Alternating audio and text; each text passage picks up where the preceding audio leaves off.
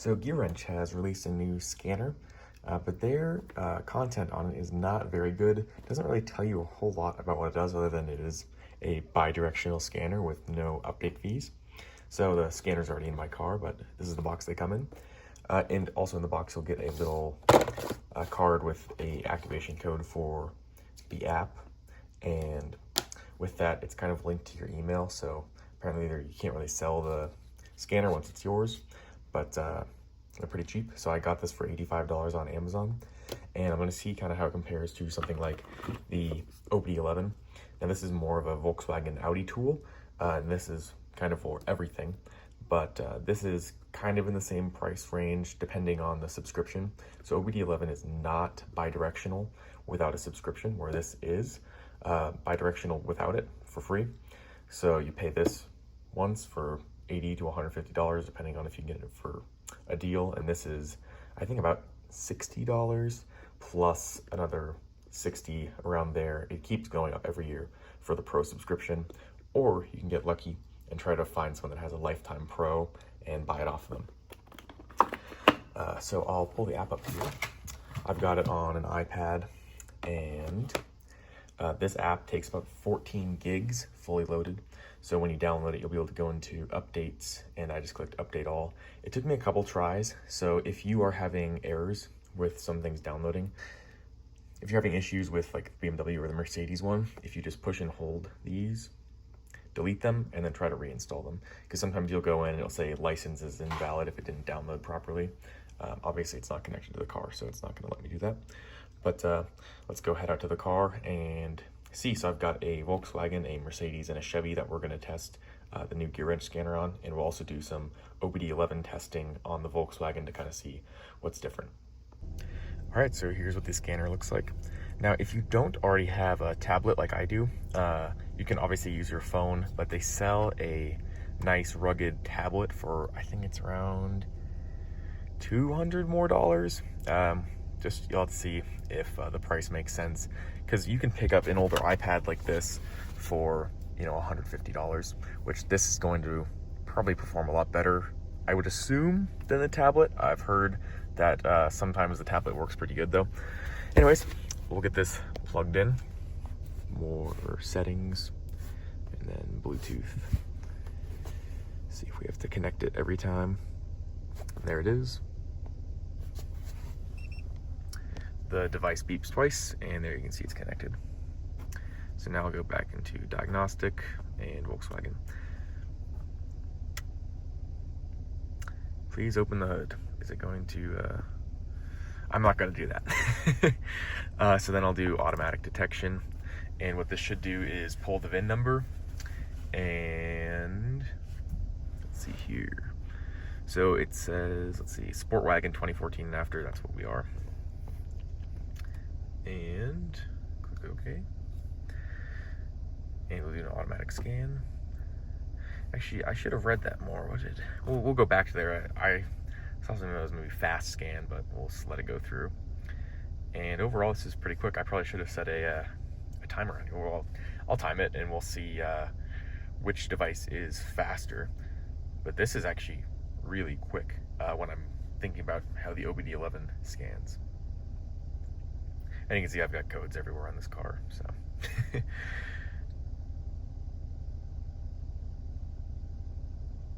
But it's really fast to, you can see it's going through all modules that it thinks this car could have, and it's going through and seeing what it doesn't. So like sound system it doesn't have, you see it only flashed up for a split second and already knew that it didn't have it. However, I think there may be, if we go back, a way to scan even faster, where it can kind of know what modules it has other than just guessing.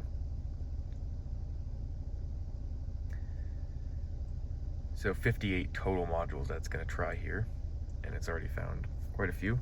One gripe I have is while it's scanning, like if you're real curious, it will not tell you what codes it's found, so you have to wait for the entire scan to finish, or obviously you could click pause, but might as well just let the whole scan go. You can also choose the module too, so if I know I have an ABS fault, then I don't have to do an auto scan. I can just go right into the ABS module and pull the codes, so you don't have to wait around all day for the full scan to complete. Rear passenger side door electronics. I don't know if the rear doors have modules. I know the front doors have modules. It's really trying on this one. And passed. High voltage, obviously. Not on a gasoline car. No sunroof module, no lane change. Just reminded me of all the cool things I could have.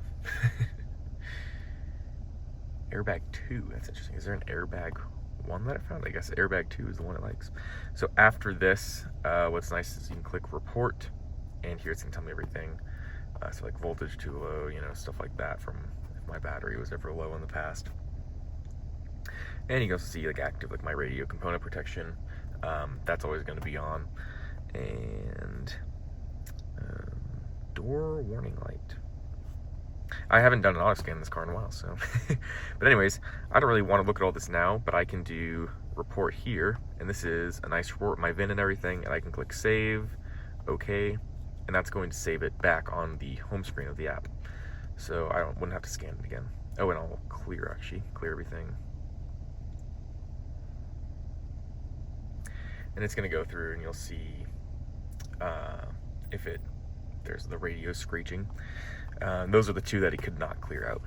So, but yeah, look at that. So there's a CAN fast scan.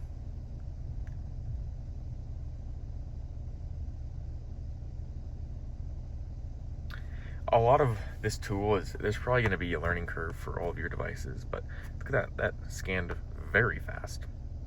So there's the 2 fault codes that I found, but it looks like it's not going to tell me. It's just going to tell me what modules have a fault.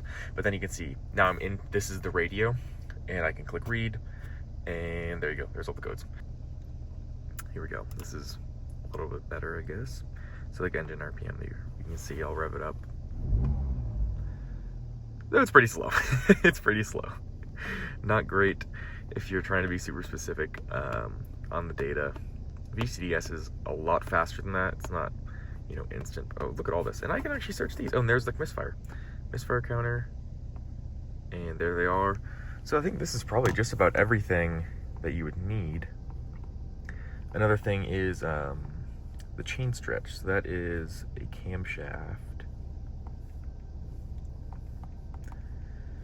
So I believe it is intake phase position. I think 1.5 degrees. That sounds about right. So obviously you want the car to be warm. It's not completely warmed up yet, but there you can read timing chain stretch with this tool pretty easily. So this works a lot like VCDS would. So overall, I think this is great.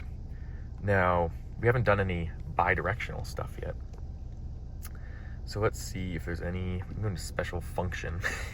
And one thing I need to do is reset the oil light on this car. So let's see here if it will let me do that. This is a very basic thing to do. Open the hood, not gonna do that. Actually, it is 2018, so I guess I don't have to. And we do have to kind of reconnect to the whole car again, so automatic detection. It's a not a sports van. It's a 2013 plus, technically. Automatic setting? Sure. All right. So there it is, still telling me oil change due. I don't know if it, okay. So it didn't work. But I did say major maintenance, and I guess the oil change would be a minor maintenance. GPS connected.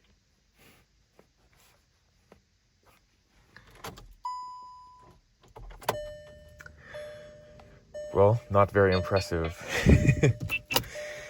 Let's see.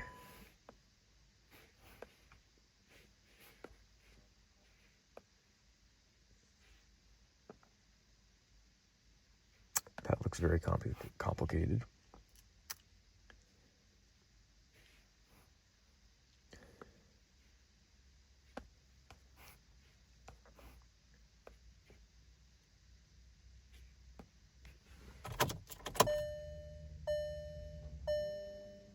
There we go. So it's that button.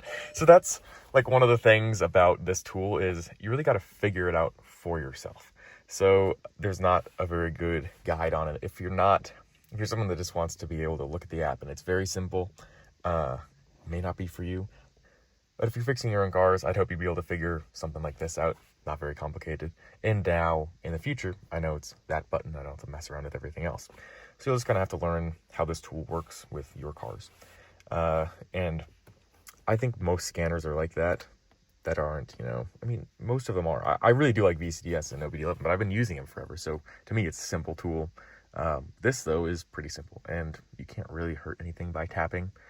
I bet there is probably a way to hurt something. But let me boot up OBDELEVEN and we'll time an auto scan and kind of compare how it was to this. Here are the two dongles side by side, and you see the Gearwrench one's a lot bigger, which honestly I like. A lot of times I just will forget this in my car, and luckily it's my car, but if it was someone else's car, then you may never see your cute little dongle again. So I'll get this plugged in and we'll do an auto scan and see how long it takes for this one to scan the car. Unfortunately, the app is so dark and reflective, but I will connect to the device here and we will see what happens. So OBDELEVEN definitely isn't without its faults. I have a lot of problems with OBDELEVEN, but I can usually get what I need to get done with it. A lot of times I'll run an adaptation or something and it will just freeze the app up and I have to refresh, but it's fast enough to where it's not that big of a deal. Now, OBDELEVEN was originally for Volkswagen Audi, but they've kind of moved on to BMW and Toyota, I think, are their big new ones.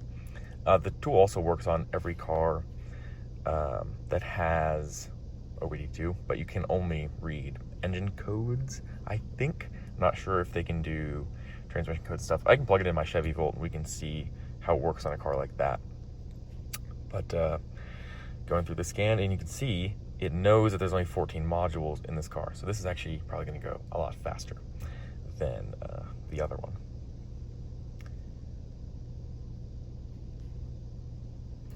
And again, with this, you can't see what the codes are until it's all done scanning. So we'll let it go through.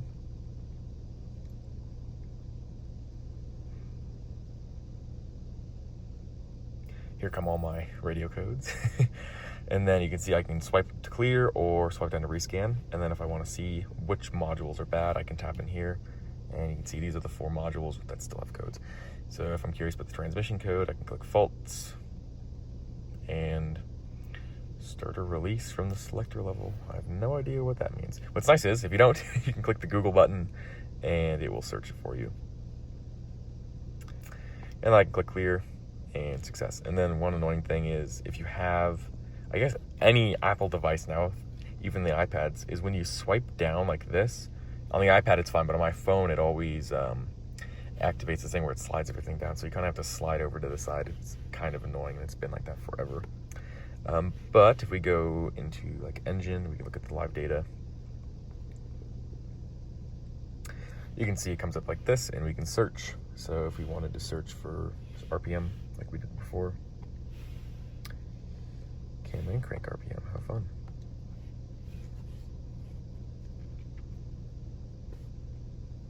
Any day now. And there it is. And I can rev the car up. And you can see it is way, way faster on here. So that's way better than the Gearwrench for live data.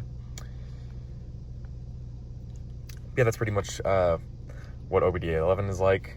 Obviously, if you only had a Volkswagen, this would probably be better. However, you have to pay for that subscription. So I am lucky enough to have a lifetime subscription, but they do not sell those anymore. So you either have to pay for the subscription or you have to pay for credits, which I can see what they cost. So 10 credits, that's like 1 oil change reset. And they want $4 for that.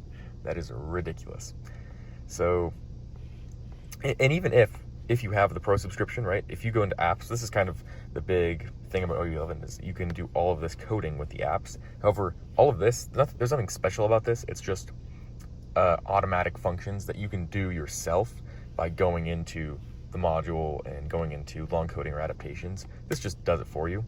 And if you went into workshop and we wanted to do the oil reset, that's the oil type, but the oil, man, there's so much crap in here. Oil service reset. So you see, I only have 4 credits because I don't need the credits, but it costs 10 credits to do. So I can't actually run the oil service reset. I would have to go into the module and reset it, which, if I'm being honest, I have no idea what it is. I have another account with a bunch of credits on it, so I was just go in here, do it like this, or in the future I'll probably just use the Gearwrench scanner because it's so easy and I don't have to use the credit stuff. But yeah, that's one drawback of this, is you're going to have to be paying for the subscription, and then you're also going to need credits if you want to use this stuff, or you're going to have to figure out where in here you have to find that oil change reset. And I don't even know where to start out. Is it a instrument cluster thing? Maybe. Adaptation.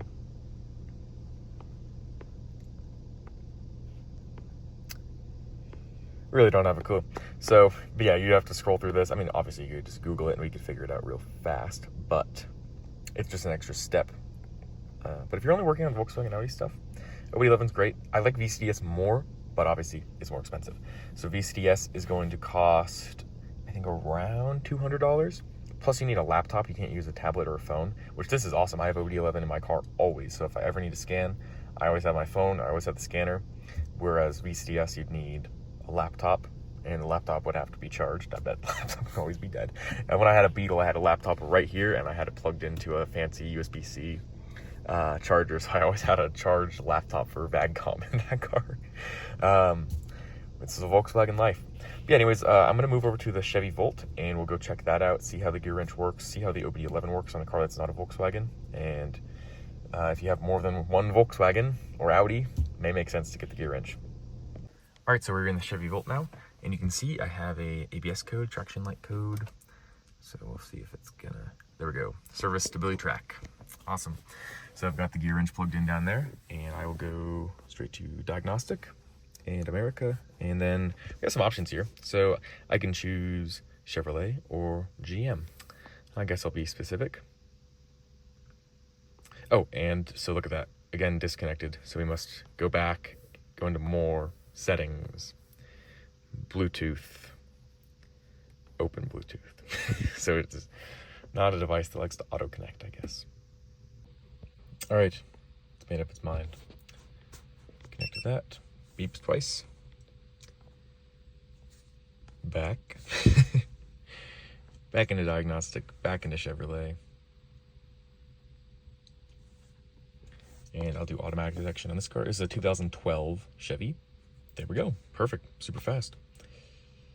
Okay. Turn the ignition switch. Engine must be turned off. So the Chevy Volt is a weird car because there is no accessory mode. There is only on. So the car is on now. And we'll see if it... Oh, so it doesn't want to connect? Or... Oh, no, it does. Perfect. Okay. And here it goes. Scanning all the modules.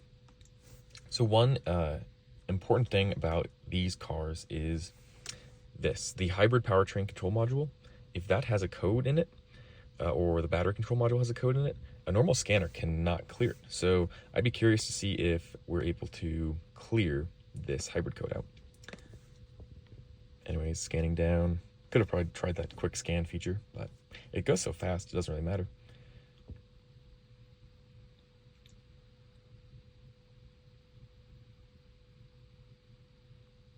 Parking assist module. I haven't done a full scan of this car in forever either. And then again, I'll do report and save. And that's just so if I ever want to go back and look at this later, I can. So the hybrid, see, charge port door unlock control performance. Okay, coolant pump performance. Okay, and interlock circuit voltage 1 low. So this one, it's interesting that it's a current code because I thought I fixed that. But if we go into here, and then we can read the DDCs again, display, they've already been, so there they are. And then I will try to clear them, and I assume it will. Clear success, and just from doing that, the ABS code disappeared too. So that's great. And if I hit read, nothing found. Perfect. But yeah, I was able to clear that hybrid code, which is pretty cool. I don't know if all scanners can. I know definitely a basic like OBD2 scanner cannot do that, but it's nice that this is able to do it. And say I don't really want to scan again, so I click pause, and then I'm free to go. And then also system selection. This is where if I didn't want to do a scan at all, I can go right into, say, the hybrid control module 2. There it is. And live data, contactor data. You can see the contactors are open or closed. That all works. All right, so I've got the other OBD11 app. So there's a Volkswagen one, and then there's just a general one, which looks a little bit different. But there's the OBD11. Takes two.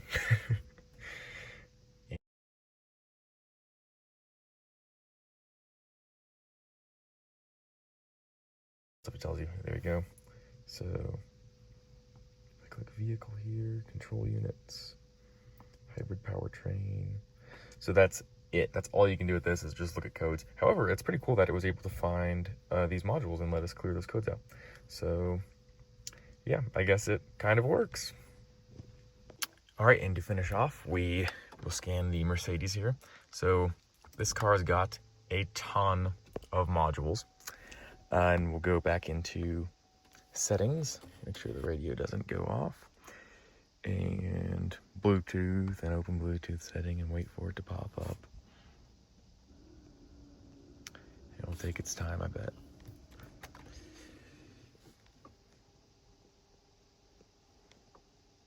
It's been plugged in for a while too, so it's not like it has a boot up time or anything. It's just kind of slow. But I guess once you're connected, it works all right, so.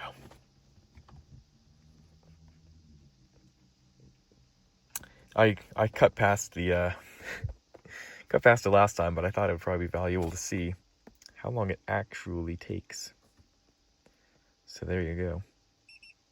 Beeps twice. And diagnostic. We could do auto scan this time. It just is kind of slow because it's got to figure out that it's a Mercedes, which I could just tell it that. So you'll see. We've already wasted time clicking that. Oh, there we go. I guess it's not that slow. And you'll see it picks it up. It is an 06. So I think this year of S-Class has CAN bus. Everything's CAN bus. So unfortunately, I don't have anything older than CAN bus, like a Mark IV Volkswagen. On something like that, you may have a very different experience. But this car has a shit ton of modules. Again, you can see they even put it out into different categories. But we can do automatic scan, and it's going to try to scan through all 64 modules. And on this car, it does take its time. So if you have an older car, well, I mean, any scanner is going to be slow. Like you can see, it's not the fault of the scanner that on some cars, and here it's kind of chugging along. On some cars, it may be a little slower, but like on my Volkswagen, it was really fast going through all those modules. So older cars, they are slower. And that same goes for OBD11. Like OBD11, even VCDS on a Mark IV Volkswagen is really slow, especially when you compare it to a modern Volkswagen. So, but you can see obviously there's a million modules and a million faults in this car. So the two before I scanned were the door modules, and then the tire pressure monitor tire pressure monitor system is weird. It kind of flashes in and out. That may need a new module. I just got this car, and I'm thinking it would be great for some future videos about if it's worth it to buy a shitty old S-Class. This thing, I wouldn't even call shitty. It's actually super nice, in great condition. It's a black car, black interior, and it was a one-owner car. So I'm kind of going to go through it all, try to fix it up, and see if I wasted a bunch of my money or I actually got a nice car. Overall, I'm liking it quite a bit so far. It's a pretty cool car. It's my first Mercedes. I'm mostly Volkswagen. I've owned an Audi and a Subaru, and obviously this shitty Chevy. But this has been fun. And this scanner is actually I bought the scanner for this car because I usually like to get, you know, VCDS or the factory scanner. I have GDS2, which is the factory Chevy scanner inside, and that works good. But the Mercedes stuff, I started looking into it. It looked real complicated. And I said, you know what? Why don't I just try the Gearwrench one out? And I watched a couple of videos on it, and there was one guy who was really not happy with it. And then I read the comments, and everyone's like, oh, you're an idiot. You need to update the app, and it will work fine. So I was like, all right, I'll go buy it. So I bought it. It was on sale on Amazon for 80 bucks. And this is the first car I scanned with it, was this Mercedes.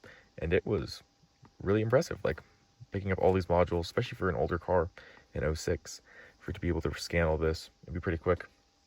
It's been nice. But anyways, I don't think we need to look through all this. Probably have a good enough idea of how the scanner works. So I'd say it's definitely worth it if you know that it's going to do what you want. I haven't really shown a whole lot of the bi-directional features of the scanner. And honestly, that's probably where the most complaints from people that I've seen online are coming from, is they don't have the bi-directional features that they want. However, in my Volkswagen, like for resetting the oil light, it obviously could do that just fine, which that's probably a really important one. Radio's in diagnostic mode. But on something like this Mercedes, like if I wanted to bleed the brakes, I have my doubts that this scanner would have the correct feature. To do that, I honestly wouldn't really trust it, but you know, it could have that feature. So you just do your research, and you can buy the tool on Amazon and plug it into your car, see all the features it has, see if it does what you want. If you like it, keep it. If you don't like it, return it. And that's what I did. I bought it on Amazon. No risk. I could always return it, and I do like it. I'm totally going to keep it. So I do recommend it, and it's way cheaper than an Autel. The one thing is the lifetime updates. I wouldn't bet on that. It has a 2-year warranty, so I'd say it's going to last you at least 2 years, but for 80 bucks, it's worth it to me. So thanks for watching. Hopefully this was informational. You kind of know a little bit more about this scanner, because their Gearwrench is very mysterious on their website for what it actually does. So yeah, thanks for watching. Let me know if you'd like to see any videos on this S-Class. I'll probably make some.